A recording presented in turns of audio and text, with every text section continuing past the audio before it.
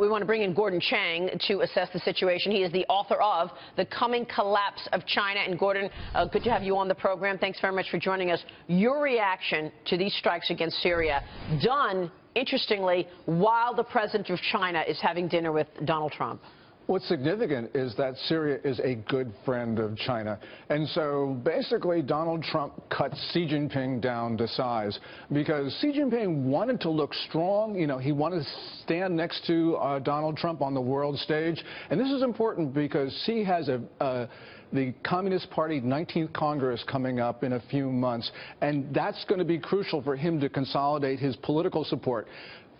Trump just sort of wrecked that, I think, for him. That is fascinating, Leah. You know, big topics on the table are going to be, of course, trade with China, North Korea, the situation on the peninsula, and needing China to help put pressure on North Korea because they're their biggest trading partner in order to try to stop the development of nuclear weapons. And then, of course, the Chinese action in the South China Sea. I really want to ask you about sort of what you see culturally when you look at this meeting. You see Donald Trump sort of making this joke, I've not gotten nothing out of him. That's his way. That's President Trump's way of sort of disarming people. How does that fly with President Xi Jinping?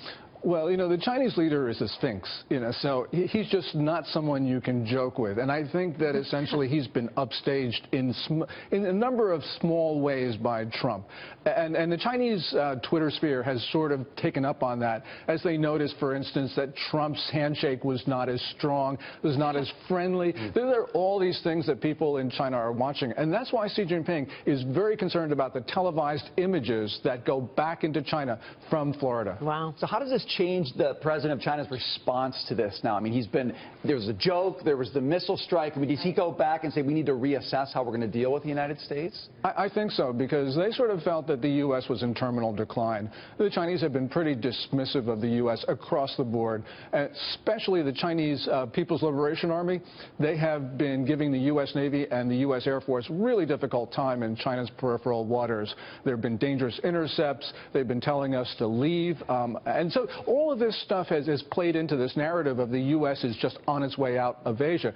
That changed at 8:45 last night with that act of political will. That's not the end of the story, of course, because there's so many things that have to go on between the U.S. and China. But what we have really tried to do is change the narrative. Wow. You have fantastic analysis, Gordon. Really interesting stuff. Thanks very much. Thank you. Gordon Chang joining us there. Coming up